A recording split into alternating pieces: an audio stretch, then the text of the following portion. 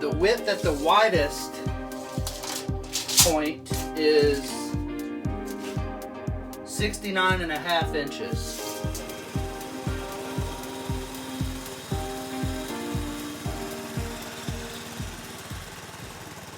Hey guys, welcome back to the channel. I know it's been a couple of weeks, but we've pretty much had rain every day and Thanksgiving, so we're back at it now, and I've had a lot of comments regarding this work truck and the measurements and what all fits inside of here. So I'm going to go into a little more detail today with this truck. I'll tell you, the size of everything and see if it may work out for you. So let me measure this and we'll tell you more about it. So the height of the inside of this truck is roughly 73 inches. Now it's a little bit shorter because you have these support pieces, which is 70 inches. The narrowest part of the inside of this truck is going to be in between the wheel wells, and that is 53.5 inches. The length is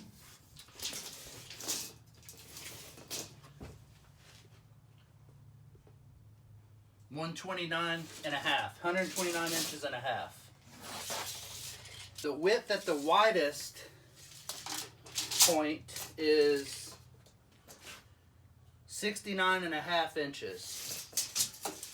And a lot of people have made comments about gas fumes and stuff like that. There's plexiglass on these windows right here. So it's not like it's air moving through here. But all the new mowers that I have like a carbon canister to vent the gas tank. And also they make vents for like enclosed trailers. I know a lot of people have put a vent here. It's like a little vent scoop to where when you're going down the road, air is forced into that scoop. And then they'll put a vent lower down on the opposite side as like a draft. It'll pull air through here. And I've seen like plumbing companies and electric companies do that when they carry, like welding tanks and any type of chemical or fume.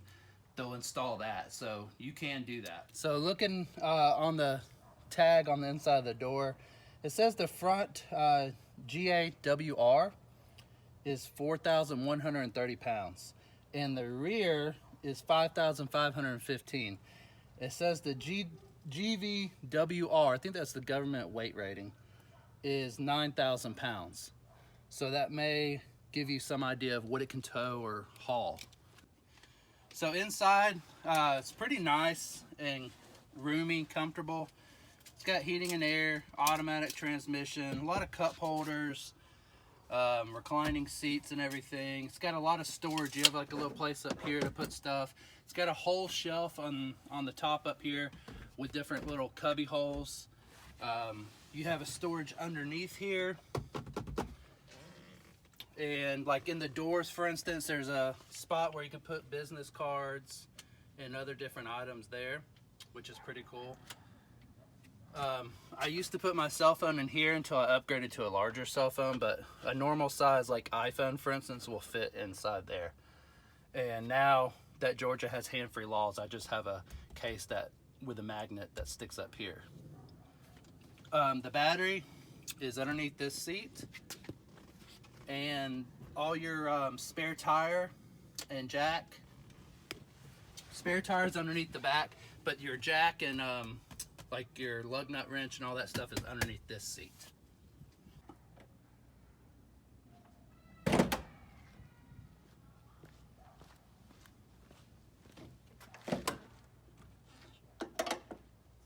So this one, I special ordered this brand new from the dealership, and I got it with a 3.5 liter EcoBoost. So it's a V6 twin turbo engine that Ford offers.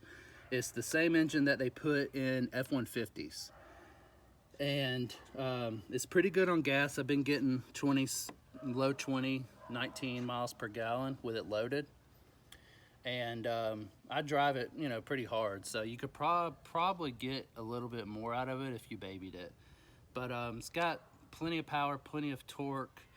It's zippy. It's kind of fast for what it is.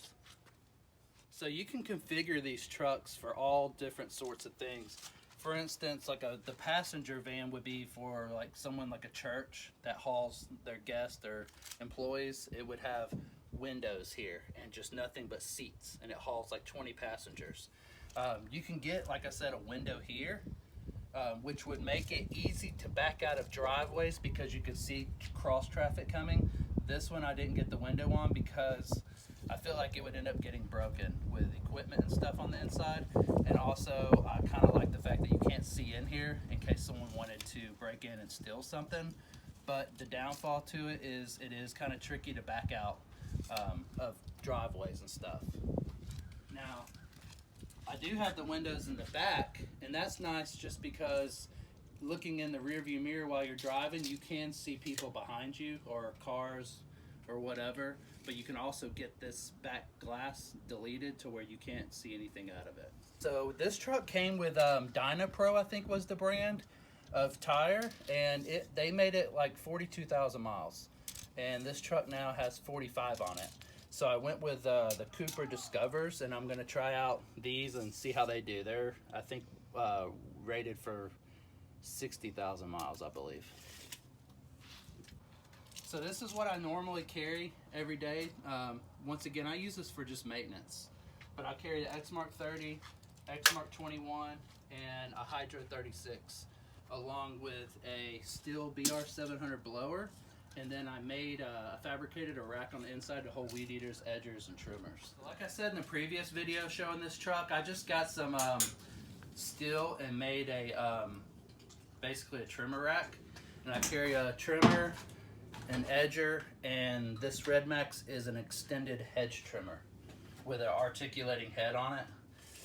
And I have a little tote up here where I carry miscellaneous stuff like weed eater string, edger blades, tools, oil, hydro oil. I have a tarp, a rake, a handsaw, basic, you know, just stuff that you would need. There's a grease gun in here, earphones, regular gas, mixed gas, and that's about it as far as what I carry. So one more thing I wanted to mention is they classify these the same as Ford trucks with the 150, 250, and 350, with 350 being the dually rear axle. And this one is a medium height and medium length. So if you needed more height and more length, you could go to the tallest setting in that.